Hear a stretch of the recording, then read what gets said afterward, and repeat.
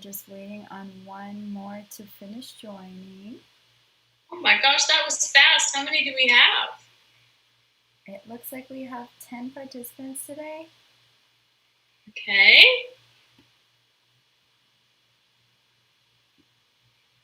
All right.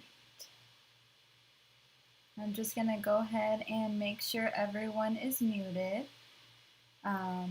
So we've got some more here in our waiting room, so let me just give them a moment. Yay.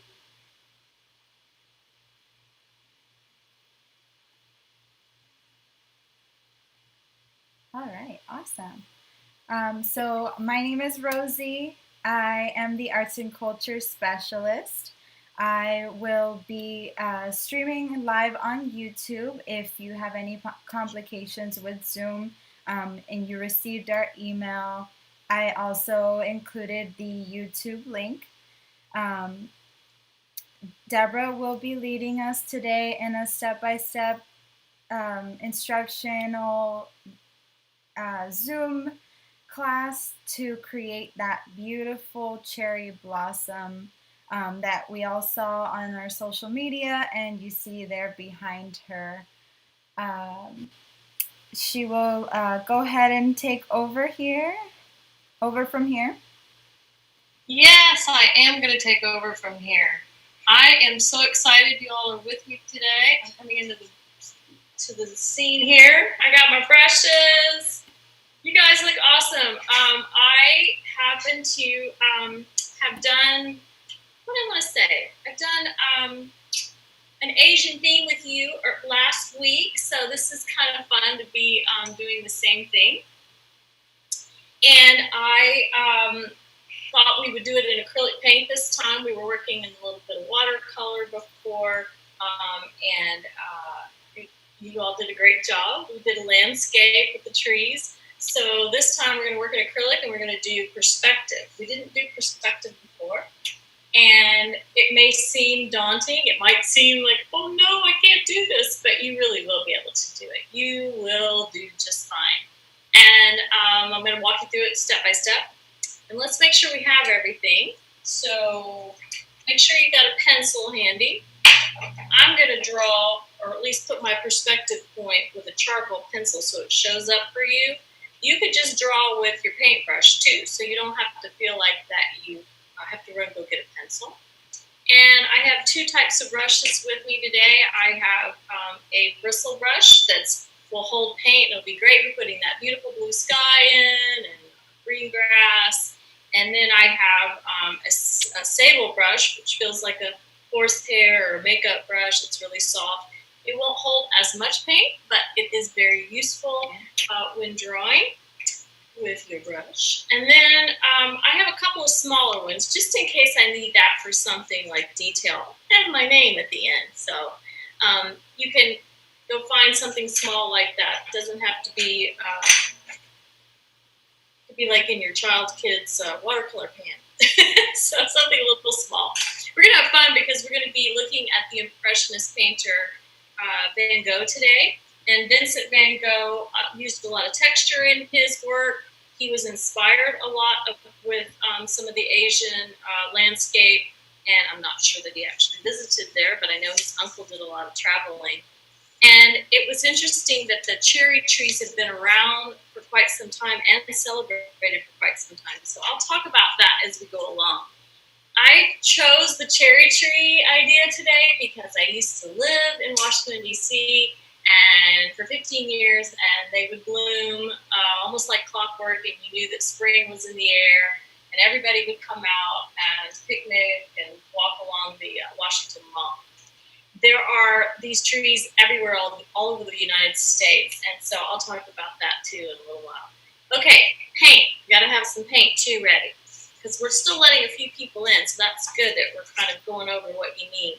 I went ahead and put red and white on this foam plate. I like to use foam, not paper plate, because the paper plate will break down once it gets a little wet. And obviously I'm going to be starting with that white and blue to make my sky. This, the red and white, will make all those beautiful cherry blossoms. And later on, I'm going to have some yellow, believe it or not, because even though you don't think you see yellow in there, there's yellow in there. I'm going to be mixing that with my blue to make a pretty green. So this is all you need. And you're thinking, well, where's brown? Well, we can make brown with what we have here. So if you have brown and green, by all means, you can get it out. You don't have to try to do a lot of color mixing tonight. I know our time is limited. I've heard that some people have been continuing afterwards, after the session is over. That's great. You can keep going later after we're done, and you can watch it on YouTube the next day. So if you miss any parts of it, you can see me in a recording, and that way you can catch up where you might have left off. Okay, so let's get started. I got my charcoal pencil just so you can see it. I'm actually going to put a dot right here in the center of my canvas. And it's not even in the center. If this is the center, I went about 2/3 of the way down, and I put a dot. This is going to be called a one-point perspective, meaning everything is going to come from that point. Now here's where you get to make a decision. You can decide to do this, and your pathway is just a triangle, and you're walking up the pathway, and your trees are like this along the sidewalk or the pathway. Or you can have your road do something like this, like I did in this one over here. So my road actually is curved, and I'm just approaching it. I'm sorry, baby. I'm very upset right now. So here's what we're going to do. I'm going to do the curved one like you see. And I'm going to get rid of my other lines. You can get rid of charcoal. You can't really get rid of your graphite so easily.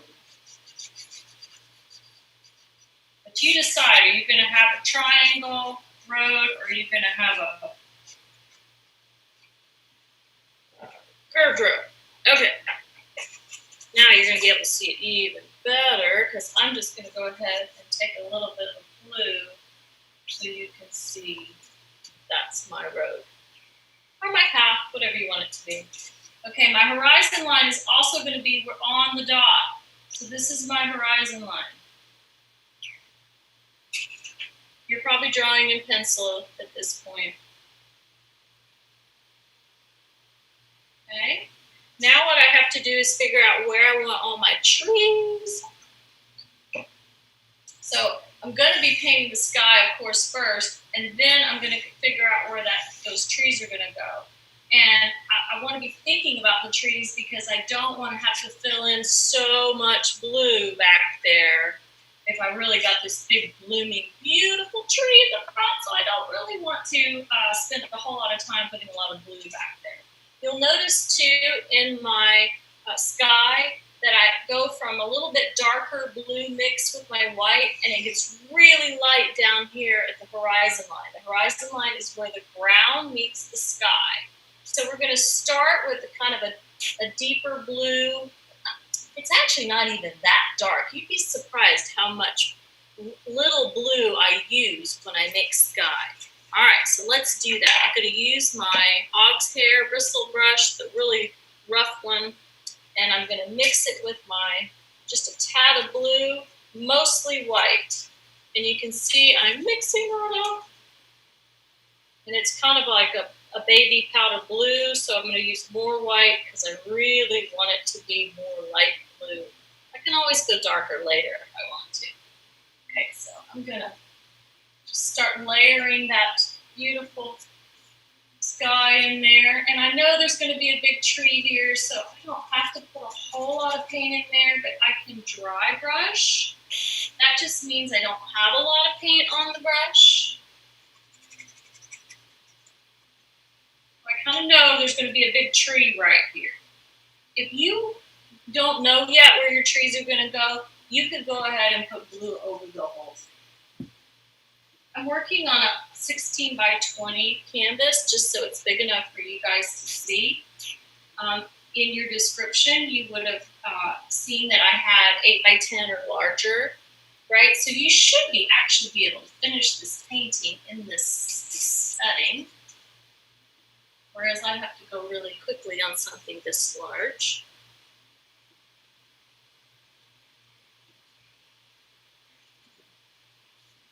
And go ahead and just paint that right onto the canvas. Do you see how I'm going every which way too? I'm not really going in one direction. I usually paint in the direction the air flows. But we're gonna have these big, beautiful blossoms back there, so my sky is not really my focal point. So I'm just going to layer the paint every which way. I hope there's a lot of you out there today watching. Maybe you were late to getting registered. When you do register and get the link, then I can chat with you at some point during the event. Whereas if you're just watching on YouTube, which is fine, you'll have to contact me later if you've got a question. I love seeing all your work after we're done. Okay, I'm going to go really light down here. That means I need a little more white on my palette. When you use paints, it doesn't really matter what brand at this point if you're just starting out. But if you get really serious about this, you want to go to an artist grade or professional paint. Because there's just better tint. Tint means the color. And less of all the other additives in there. Yay. So I had a little blue left on my brush, and I'm just using the pure white and I'm putting it along that horizon line. Even though the tree is going to cross that line, I need to make sure this is all filled in. It's going to be a grassy knoll anyway, grassy path. So I can take my sky below my horizon line just to make sure I covered my dot.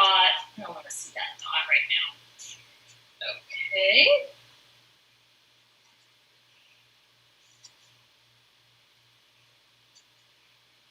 Now I've got some good coverage here. I think I might put a little bit more right here just to make sure I've got the whole sky covered.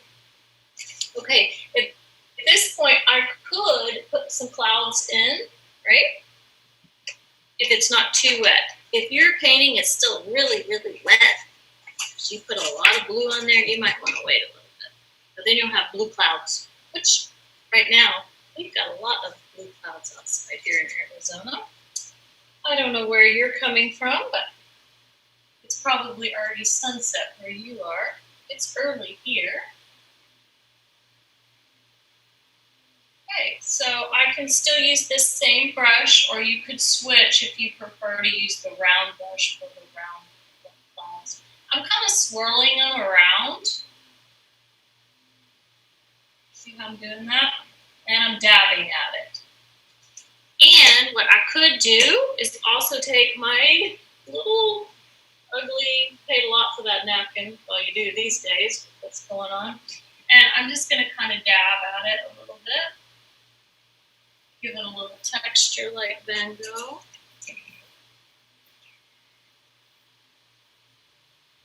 Switched it up using my round brush now. I can get some of those fluffy clouds. Wow. Now, it doesn't look like much right now, but it will when the pink and the green are on there. I mean, it's hard to see now because I don't have a lot of contrast on there. So. Yay. And maybe we'll just have a little bit of white over here on this side. So I always try to start with the background first and move my way forward. So this would be considered background as well. We're going to put green along here, and then we'll work on the path, and then we'll work on those trees that are in the front of us. Okay, how are we going to make green?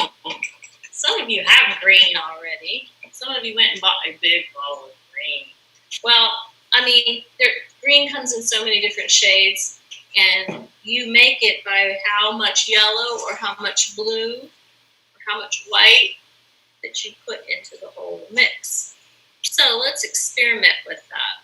I love that these paintings can be done with just a few colors, and you don't need the whole set. I think that's important in this time when we're really trying to conserve and not having to run around and get everything, although it's nice some things are just delivered to your door. I'm kind of one of those that has to go and feel it, and I can never get a canvas in the mail because I just don't trust that it's going to come and not be all bent up when I'm ready to paint. Okay, so let's get some yellow and let's get some blue. So I'm going to take a little bit of blue out of I have a palette knife here for mixing, which you can just mix with your brush. And I'm going to pick up a little yellow, and I'm going to mix those two together. And you're going to see I'm going to get kind of a grass green.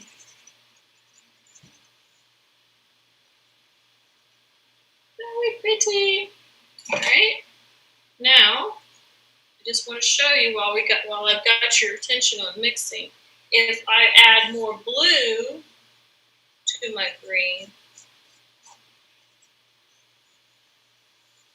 what am I going to get? I'm going to get more of a forest green, teal, dark forest green.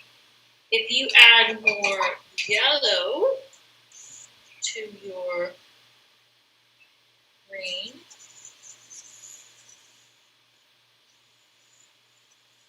then you get a nice yellowy green. See? And then what happens when we add white? This might be a repeat for some people, but I just want to go over these things again for those who this might be your first time painting. And see, you get a nice, really light green. So all of these colors, you didn't buy in the store, you just made them, and you're going to be able to put them into your grass. We're just going to start with one color for the grass right now, and then we'll add all these other colors later.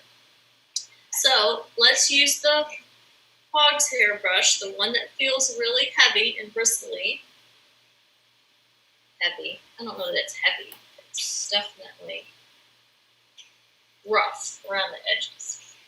Okay, so I'm going to now paint my grassy knoll right up to my road.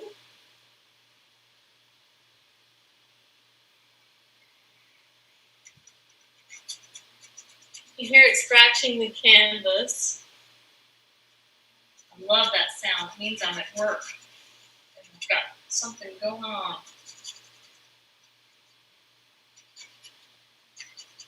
There's nothing like a blank canvas. I do not like a blank canvas. In fact, you should always cover every inch of your canvas, even if an area is white. So like right there, even if that was going to stay like a white big fluffy cloud, paint it white.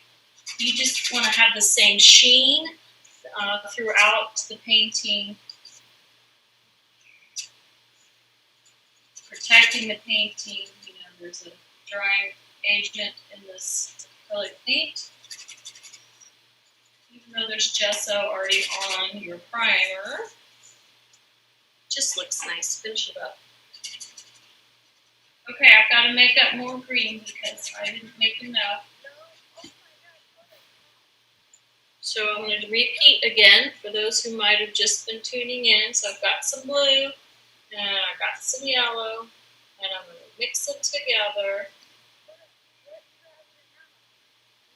and give a really nice, beautiful green.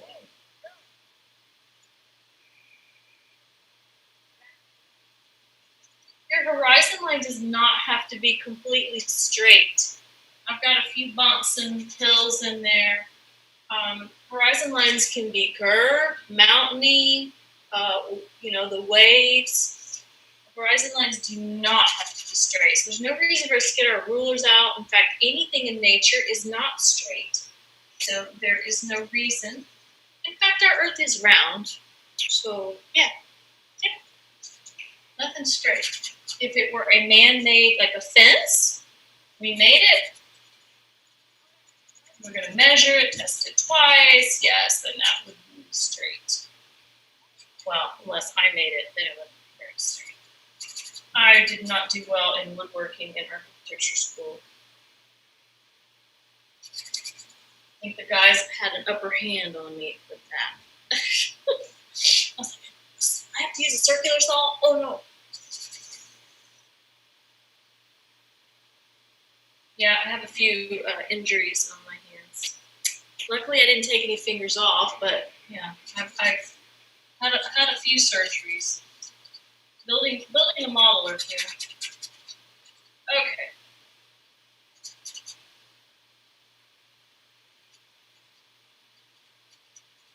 Now I've been full-time painting, and I feel very fortunate to be able to do this with you guys.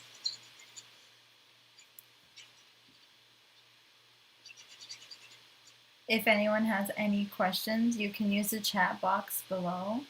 Just type in the question and I will read it out loud to Deborah, or you can send it to me privately and then I can discuss with Deborah as well.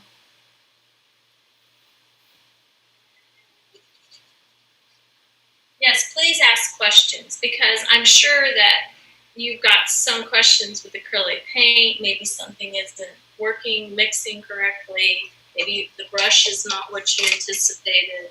So please let me know. Speaking of brushes, you could have just used a chip brush up here in the sky, because they're really rough and they're pretty cheap at the hardware store. They come in like 1 inch and 2 inch. Those are great for doing backgrounds. So cleaning your brush. How about cleaning your brush? How do you preserve the brush? So I'll just dip it in the water, swirl it around, and then wait till I can see that it comes pretty clean and dry. Not dry, it's still wet, but it comes out clean. Got a little bit of green left on there, and then I'll know it's ready for the next color. Okay, well, we've got a road here. What are we gonna do? Let's practice making a little brown. So we're going to take I'm going to take a clean plate just for the sake of teaching you all today, and you do not have to do that. I'm going to take a little bit of blue, a little bit of red. You're saying, yes, but Deborah, that makes purple. Well, let's add the third primary, which is yellow, and let's mix it all together. Oh my gosh, I got a brown color. When I did this on our first lesson in May, somebody chatted in and said, what do you do when you have only brown paint? Yeah, well, I found out later it was my brother-in-law's. Don't feel bad. He was just making me feel crazy. He's trying to rattle me. Okay, so I'm going to take a little white, and I'm going to put it with my brown. Oh my gosh, that makes the perfect little path color now, right? Like I'm getting a nice little tan. If you want to add a little more yellow to it to earth it up more, you can do that. Or if you want it to be more like you're in an Italian hill town, you want a little more red in your dirt. You decide. You decide how you want it to be. I like doing kind of this tannish beige color, because then I can put the shadows on top later that are going to be darker than the path. So I kind of want to keep it light right now. Do you notice I don't have any black? I have no black on my palette. Black is opaque. It will cover everything and make a big nutty mess. So you think brown is horrible. Try black. You'll be like, no! Black isn't even on the color wheel. The absence of light. And white is a tint that makes things lighter. Okay, so, oh my gosh, hey, now I have this cute little path going somewhere. And we could stop right now and call it a day, but that's not going to be fun because you came to do cherry blossoms. And all over the world, well, we're probably, Arizona, obviously, we don't have any cherry blossom trees that are native here, but most of them aren't native to some of our towns. And it was the Japanese that brought some over in 1912 to Washington, D.C. They gave us 3,000 trees, and it was in honor of our friendship with Japan. And so those line Washington Monument, the mall where all the monuments are. And then there's places like Philadelphia and Bethesda, Maryland. They have 1,200 trees. Philadelphia has over 2,000 together. And let's see, there is Sakura Park in Manhattan. And Sakura actually is a fruiting tree, a flowering tree in Japanese. That's what that means. And it's been, San Diego has them. So all our major cities have a whole cluster of them together. In Japan, when these start to bloom, which they started mid-April and they just went through the end of May, and some of the northern regions are just in full bloom, that's the start of their new school year and their fiscal year. So it's a time when they realize that, oh my gosh, yeah, spring's here, but it's also a new season for them. So they have big picnics under all the trees. Everybody comes out and enjoys time together. Because it's the start of their new school year, their new work year. And here, it's almost like it's the beginning of our summer, so it's very different. Okay, now I think I've talked enough to get this to dry a little bit. If you've noticed with acrylics, you're kind of working your way around the canvas. And this is exciting because now we get to work on where these trees are going to go. So I'm going to, my charcoal is not showing up as well as me just drawing it. So I'm just going to paint it on with blue. You do not have to paint on blue. You might have some of that brown left. Okay, I am going to decide where my trees are. In my picture over here, I have 1, 2, 3, 4, and a tiny little 5th tree. And then on the right side, I have 1, 2, 3, 4, 5, 6. I'm kind of an odd number person, so 5 plus 6, 11. And my clump of 5 over here, I have the tallest tree, and I also have the smallest tree. So I also like variety. You do not have to put this many trees. If you just want to do 3 and 3, that's fine. Okay, so whatever you want to do and however you want to place it. The only thing I ask is that whatever's in the front is going to be the largest, and whatever's closest to the horizon line is going to be the smallest. So let's do it. Let's draw some trees. We're going to do the trunks only right now. So I'm going to have a big trunk right here in the front, and he's going to go past the horizon line. There's trunk number 1. Okay? Doesn't look like much, just a line right now, but I'm figuring out where I want everything to go. Now I'm going to do a medium-sized tree. Okay? So my next one, and I'm lining up with this point. Remember that point? It's hidden right now, but I know it's in there. So my trees lines have to line up with the point. So if you want your perspective to work. You see, you didn't even know you were going to get to do perspective today. So if this is my point where my brush is, my next tree, you can even do what I'm doing, put your brush there. It's going to line up with it. But I'm not going to go as tall this time. Okay? They're all going to point. So even if I put it like this, it's going to point back to that hidden dot that was under there at the beginning. Okay, let's do another one. Here he goes. Ooh, he's going to be shorter. Okay? We got Papa line, Mama line, and Baby line. I know, that sounded like lion, didn't it? That's my Texas accent's coming out. Okay, now I have these 2 hiding back here. So I'm going to have one that's even shorter and a teeny tiny one back here. So mine went along to the point, and then they did a switch back. Don't do those 2 if you're not ready for that. That's more advanced. But you can try. I mean, it's just one big cherry blossom. So. Now, let's try it over here. Okay, so here's my point. You guys are going to be awesome. You're going to be like, I did a perspective today. I remember when I first did it in architecture school, I was so excited. Oops. Okay. All right, here we go. I'm gonna have a tree here. He's gonna be bigger, but not as big as my papa tree over there. Okay, so this is the largest one. He's about, I don't know, 8 inches, and this one's about 7 or 6.5. All right, so let's try the next one. Here's my line, going to that same point. Oh, he's shorter. If we have any kids in the audience, I'm sure that you are loving doing this. Making little stick figures. How many did I say over here? 1, 2, 3, 4, 5, 6. I got 3.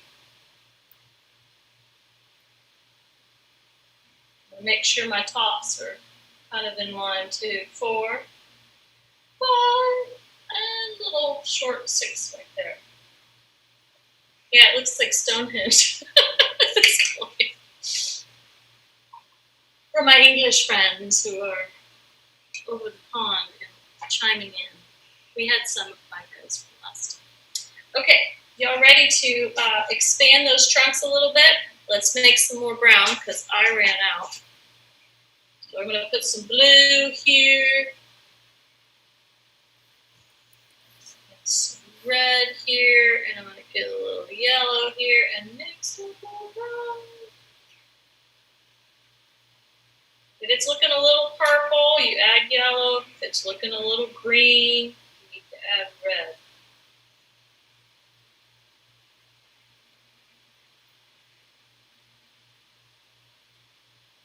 Okay, so now I'm just going to thicken that trunk a little bit and give it some roots.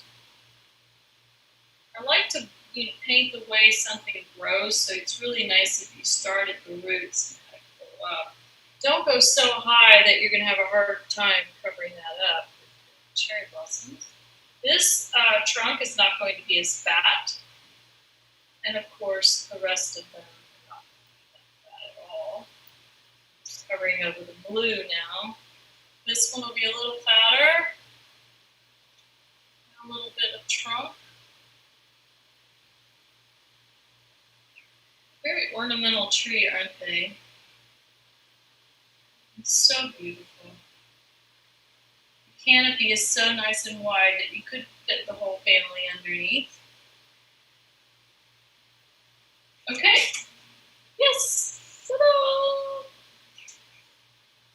Okay, I'm going to do one cherry blossom tree.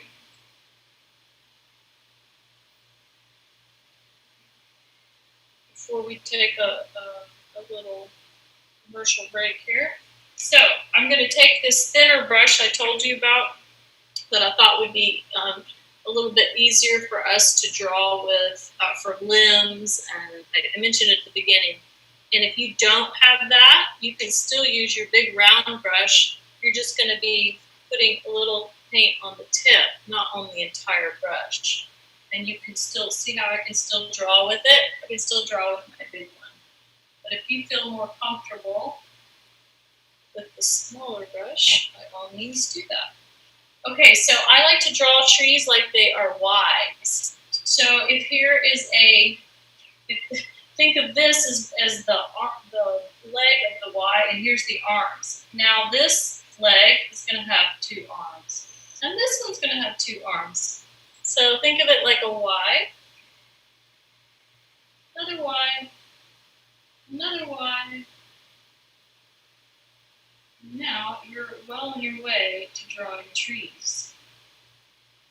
They don't have to be all solid and filled in because I'm about to just put this whole canopy of beautiful blooms over it.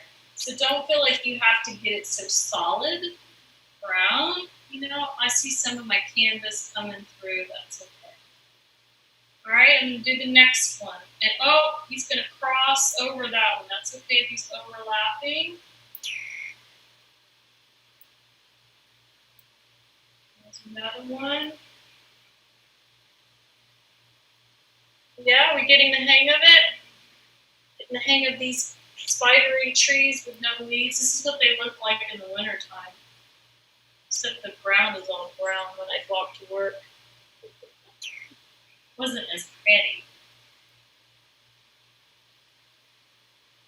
Okay, so there's one big row right here.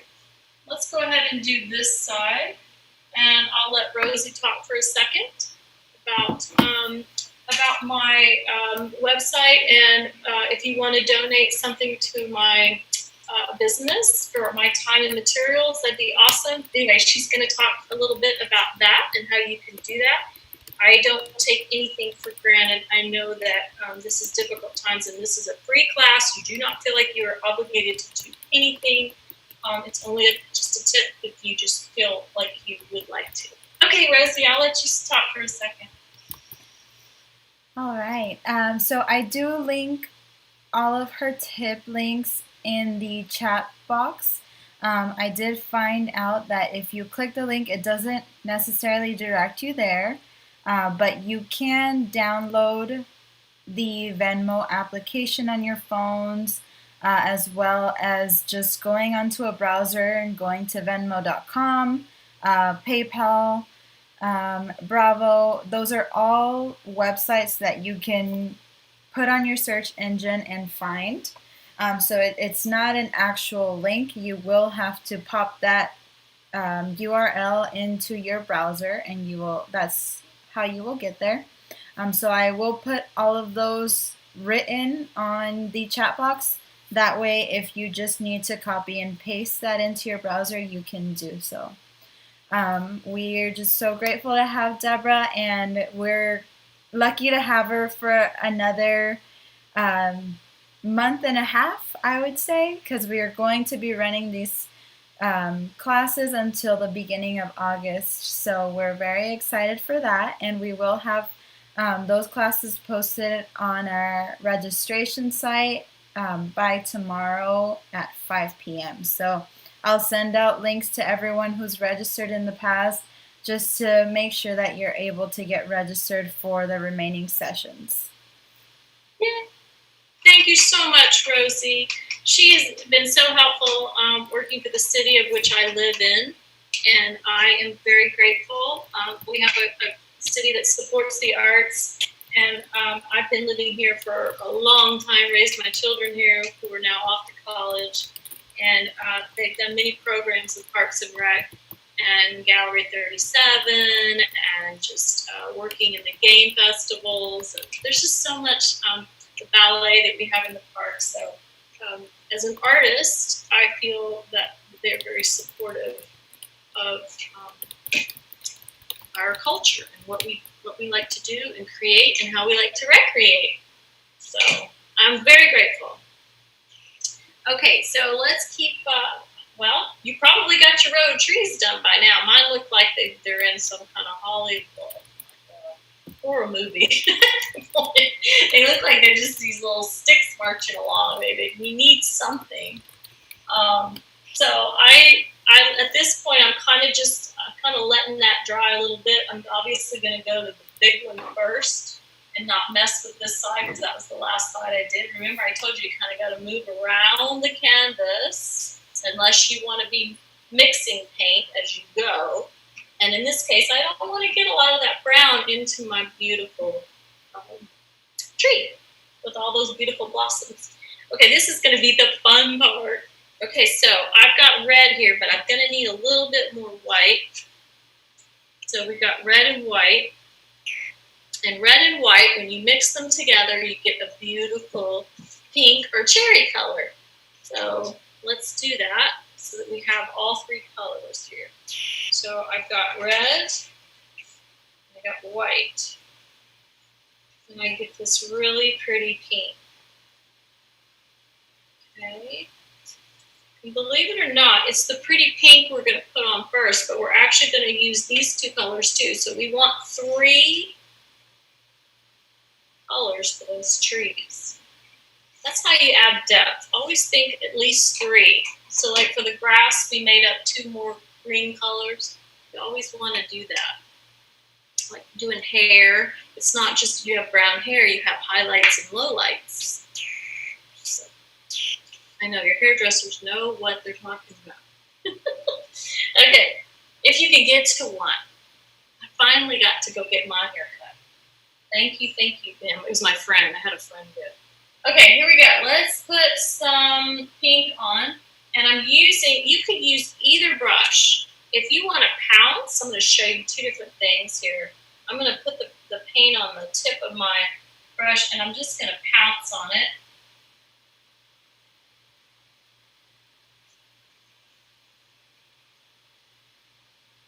And I'm doing the big tree, not the little one. So that's what, you've got to kind of think, oh, wait, I'm covering up some of those branches from other trees. Well, it's under there. It's behind it.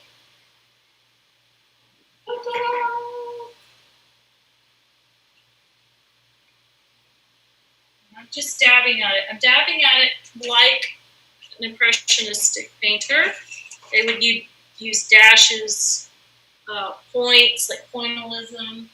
I'll show you a picture up close of the Jefferson Memorial with the beautiful cherry blossoms. And they do, don't they kind of take on that dabbing look where it just looks like you've pounced at it? Because we're not up close to them. We're far away from them. So we want to just give an impression, hence the word impressionism. Even the Japanese, I will show you one of their pieces. This was in Van Gogh's collection.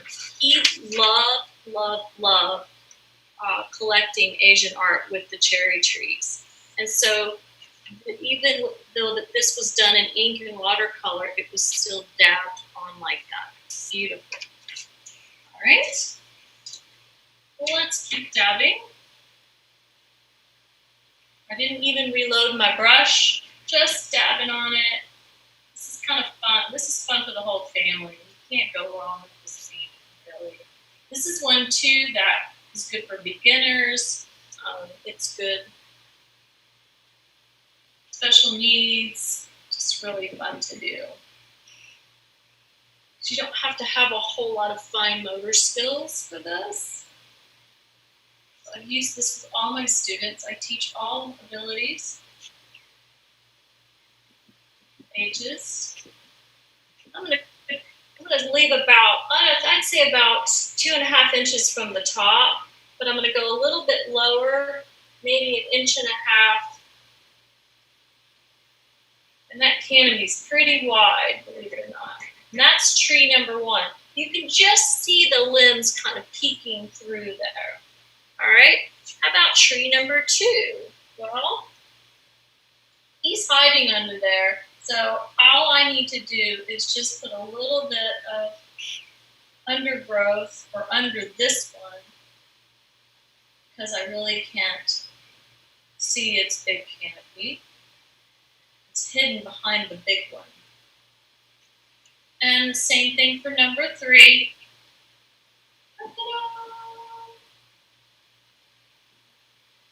Wow, I bet yours are filling in really nicely too. And of course I can't see these guys way back here very well, but they're back there. Okay, let's go to the other side. Do the same thing. So I kind of know where it's going because I didn't paint this part of the sky. And I know you can't see depth yet. You can't really see yet this tree from this tree from this tree. But remember, we got to put that first layer on.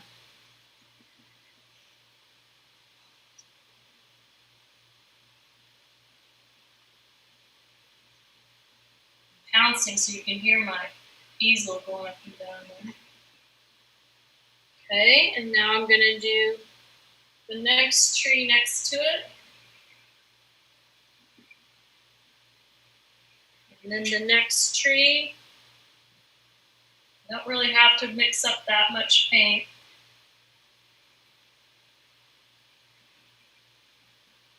And then the tiny little tree at the end. Wow, okay, you see how that V just formed right there with the canopy? It's all coming right back to that point.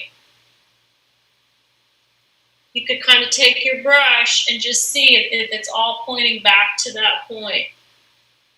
I mean, if it's not just that, it can be, you can have overgrowth and trees that just got a little taller, then it doesn't have to be perfect. Of course, there is no perfect in art. All right, now I'm going to go with the dark side. I'm going to use just the red. I'm going to go back to tree number 1, and I'm going to pounce some red. This is going to be my dark side, so I'm going to have more red on this side, more white on the other side. I'm still going to have some splashes of red over here, because there's some dark areas in there. But for the most part, my dark color is there. Okay, tree number 2. This is where it's going to get a tiny bit tricky. Maybe I can see a little bit of red peeking through there. No, not too much red in there. If you have any questions, let me know. Okay, moving over to the right side. Oh my gosh, he's coming to life now. You're really going to be able to tell over here now that this one is on top of this one, this one's on top of this one, and so forth and so on. Because I'm only dabbing the left side of each tree. My sun is coming from over here. You choose where your sun's coming from. Yeah. Oh, I bet you all are doing great. I had one student one year, she just did one ginormous tree coming into the page. And that, if you ever do it again, that's always fun too. But I wanted to teach you perspective. I mean, each time we do these, I try to bring to you a different technique, a different lesson, just to kind of keep our brains used. Otherwise, we lose it. So it's good to kind of think outside of something that you're unfamiliar with. Okay, now let's try the white. So I'm dipping into the white. I just wiped my brush off a little bit. I didn't really need to wash too much. Okay, so now I'm going to go back to Mr. Big Tree and I'm going to dab some white. Don't put very much on there. If you do put too much, you could go back to your paint.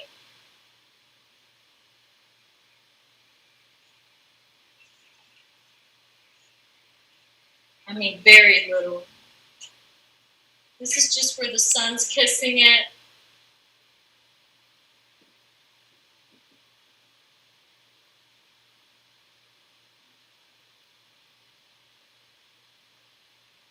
We're going to go back and use the little brush in just a little bit to put some more interest. Oh, can't see much of this one or much of this one when I'm on this side. I just have little bits of white in there. Maybe a little white toward the top.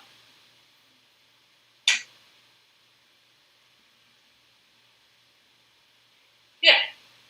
Yeah. Okay. Now, I do have almost like a burgundy color going on in there. So this is where I'm going to take a little bit of blue and mix it with my red. Just a little, it's like a red violet. I just love that red violet color. And I can take that and let's just put almost like you can see little twigs. I could even take my brush and twirl it a little bit. I don't know, maybe there's some squirrels hiding in there. But it's just a little bit lighter value than your brown. And it goes with your pinks and your reds, having that red violet in there. So I'm kind of twirling it a little bit just to get some dibs and dabs, like an impressionist painter. You can take it and twirl it with your hand as you draw. This is not a realist painting. In other words, it doesn't really look like a photograph. But it gives me an idea of what it's like to be there. Okay, I'm going to do it for this one here.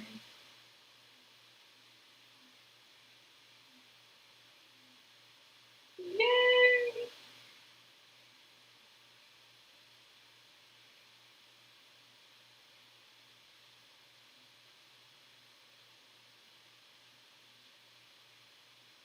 all this kind of dirtying it up, right? We don't want it to look so flat. Give it some character marks. Bird nest in there.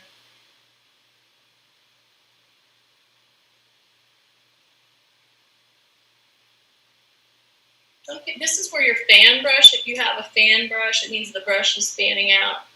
Sometimes my brushes become like fan brushes because they get all old and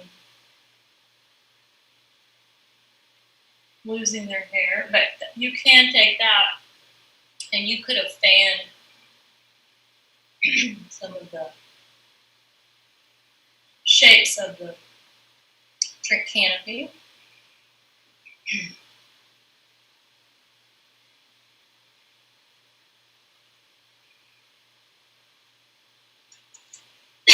Excuse me. Okay, so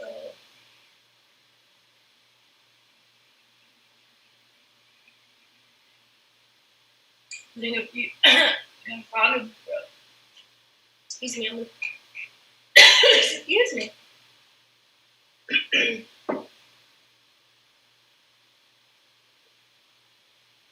Okay, that was a first.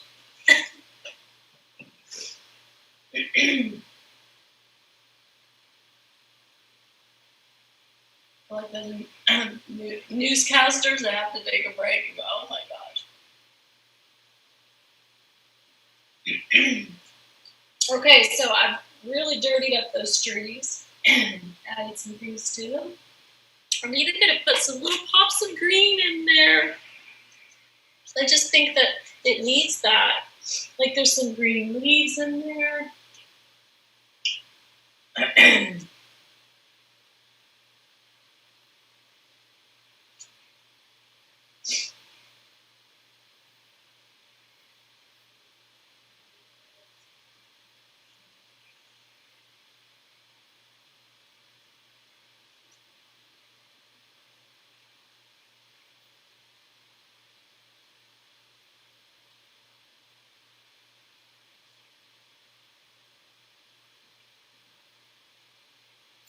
Yay! I bet you're having fun with this.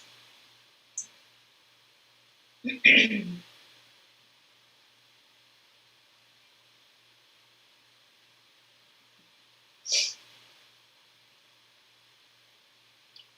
could do like some baby blue in there. As if the sky's coming through.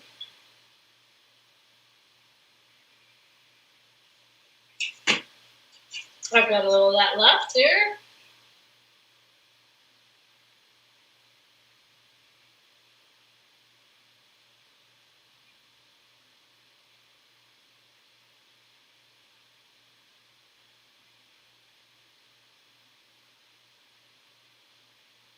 Oh yeah, I like how that little bit of blue coming through.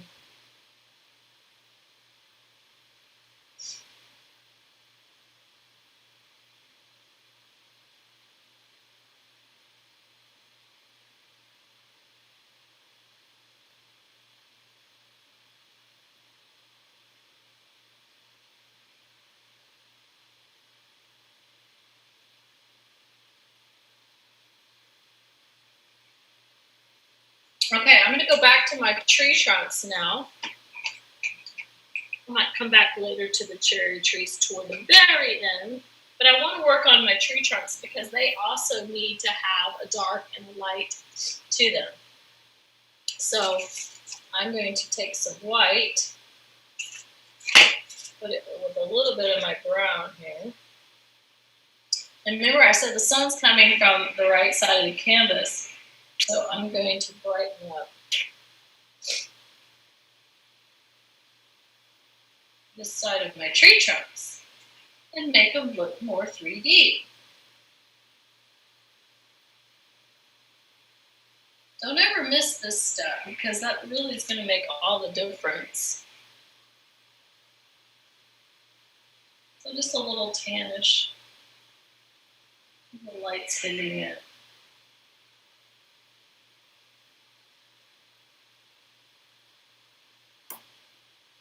Yay!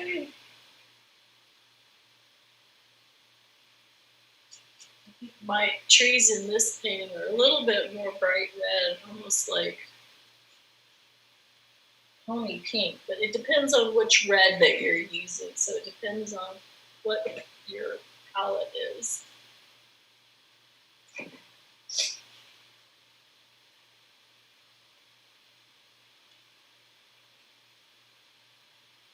You could have a little gray in your trunk.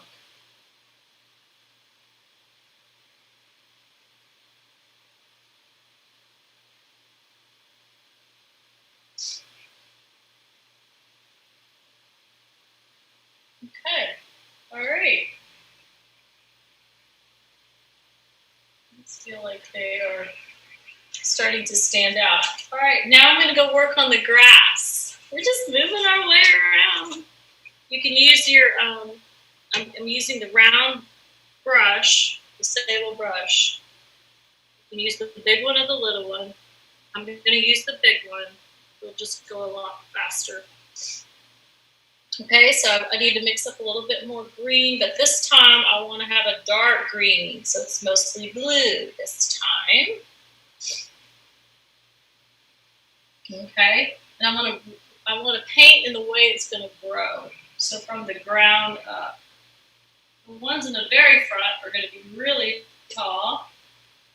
I haven't mowed the grass yet in this part. I don't know if we have any of these trees at Friendship Park in Phoenix. I don't know. I've been there, but I've only been in the winter time.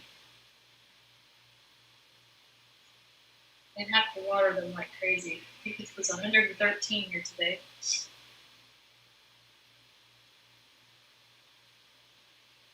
Or right now. The sun's still up.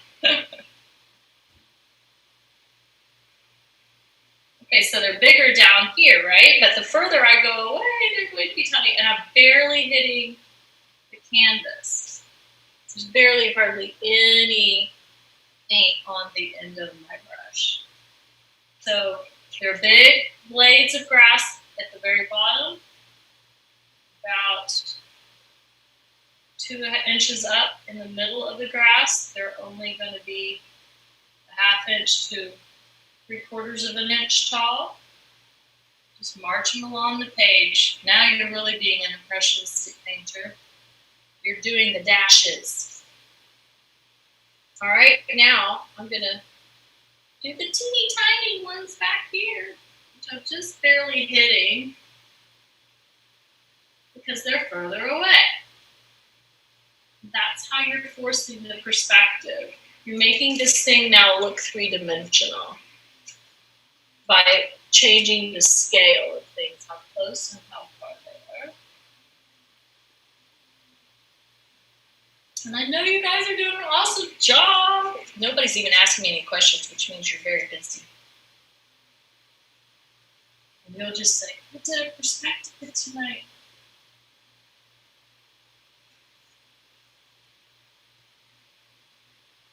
It'll be very satisfying.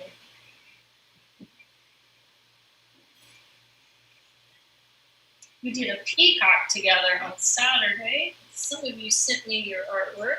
It was really nice to see.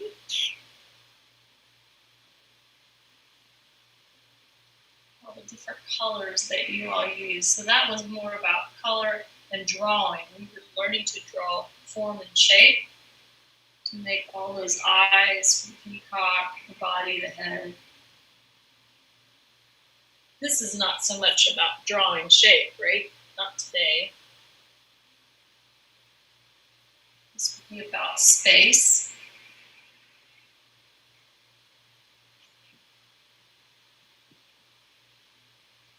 Oh boy, we just got all the dark ones in. Now we're going to go with the light ones. So to make that light green, using mostly yellow.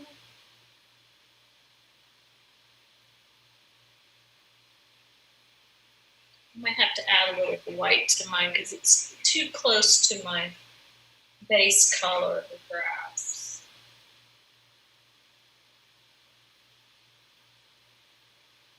Or I might just use yellow itself.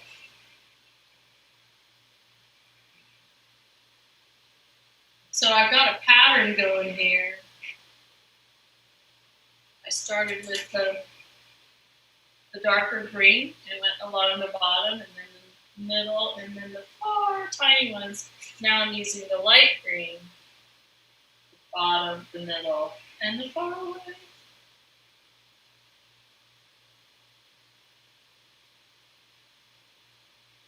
These are the ones with the lights glistening on them. Maybe they're wet or shiny.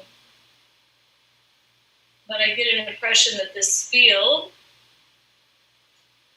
would be fun to go and wander around in. Have a picnic. And some tiny little guys back here. And then you could, a lot of these paintings were done with the Impressionists out in plein air, meaning they painted outside. And it's very misty in France. It's very misty in a lot of the European countries. And there's a lot of moisture in the air. And so painting quickly like this, or rough and not so real, lended itself to getting the painting at least figured out. And you could go back to your studio and do the rest. Plus, the Dutch artists were so good at realism that they realized the Europeans were like, I think I'm just going to go with trying to do some different kind of style. Okay, so now I'm just going to put in a little bit of just raw blue, you know, just because I can. Maybe some of that lavender.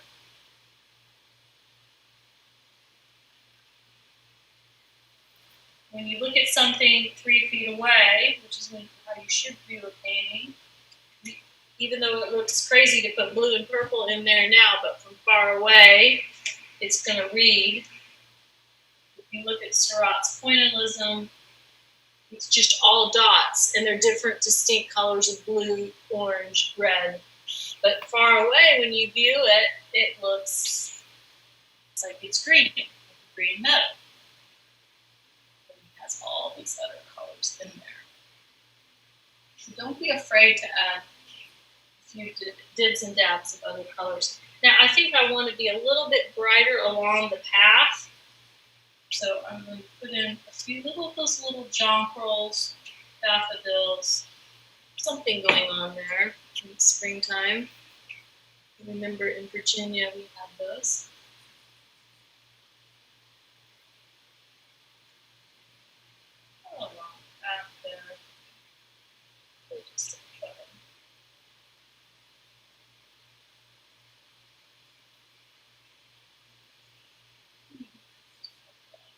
Field. Okay, so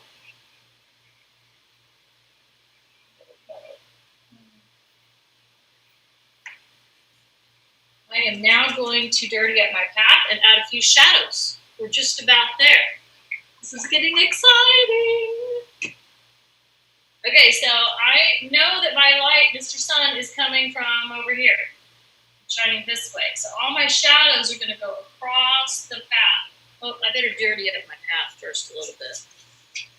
Just dirty up a little bit. Yes, I use my fingers sometimes. So there's some horse tracks. Something went down this dirty, dusty road. There we go. Okay, now I'm going to use some of that lavender purple. That's the blue and the red. You don't get to shadows right now. You can just wait and add these later. We're not there yet. Okay, so I know they're going to come across this way, so I'm going to have a shadow here. It's a little too purple. Too much blue. Add a little bit of yellow to it. The more you mix, you get the idea of what you want to do. Okay, now remember that's a taller tree than this tree, so this shadow is going to be longer then this one, then this one, then that tiny one, then this one, then that one. So don't make them all the same size shadows coming across. So that's my tree trunk 1, tree trunk 2, 3, 4, and tiny little one there. All right, let's try it on this side. So it's going to go off the page, right? And a shadow is just the absence of light. So it's not an object. I can still see my grass underneath it. So don't make it a big, I don't like to don't make black shadows. Just make up a nice purple or brown. Soft color. You can take two opposites like purple and yellow and make a nice shadow, or blue and orange and make a nice shadow. Okay, so we got 1. This is the big guy goes off the page. 2, 3. What's right behind that guy? Oh, there's a tiny one right there. Okay, so there's my shadows. No, maybe I'll have a few shadows from the grass. Here.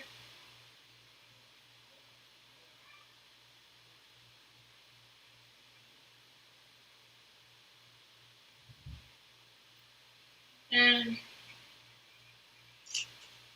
maybe there's a few bushes or something on the horizon. You're just now finishing it up, like you're adding just those little things that finish it up. And I think we might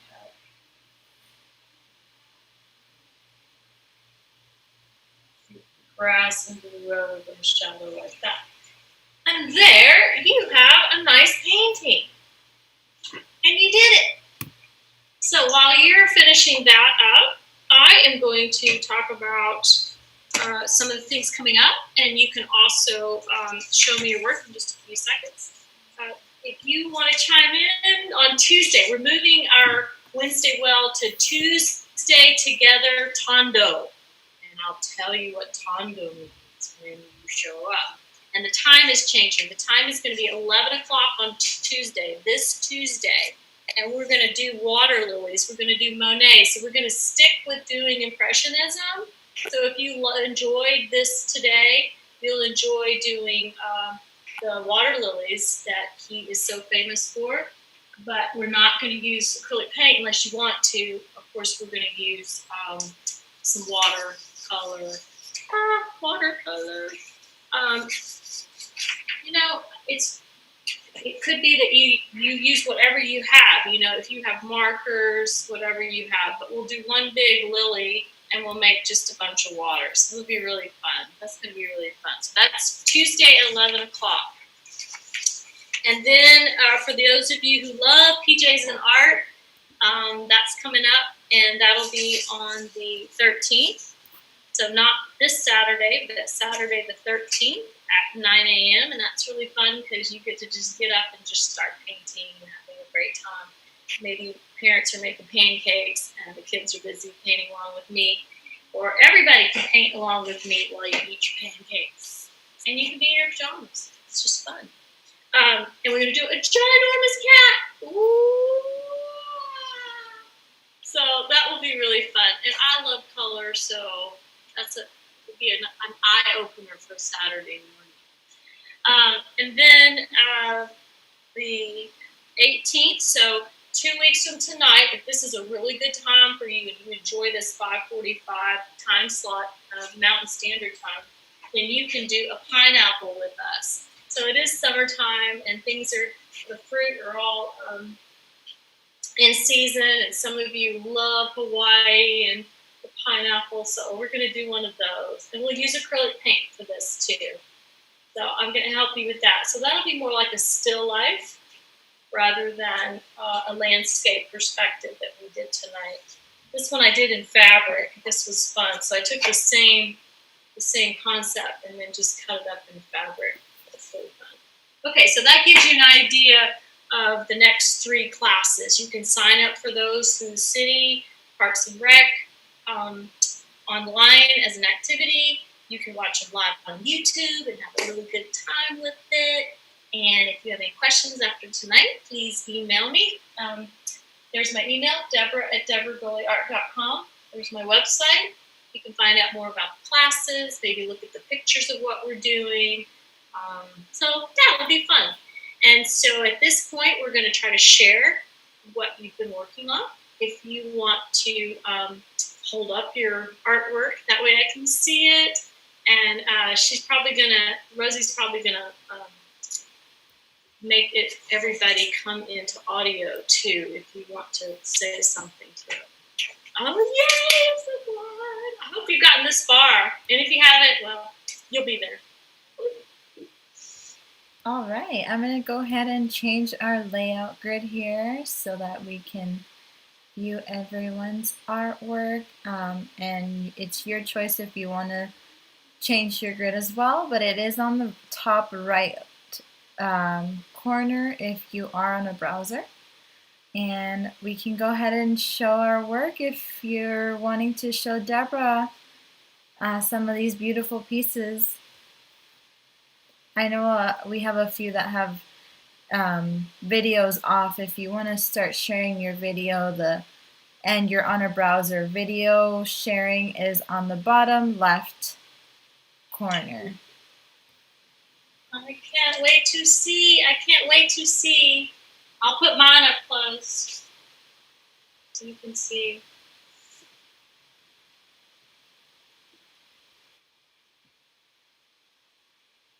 I picked this one up because it's dry. The other one is still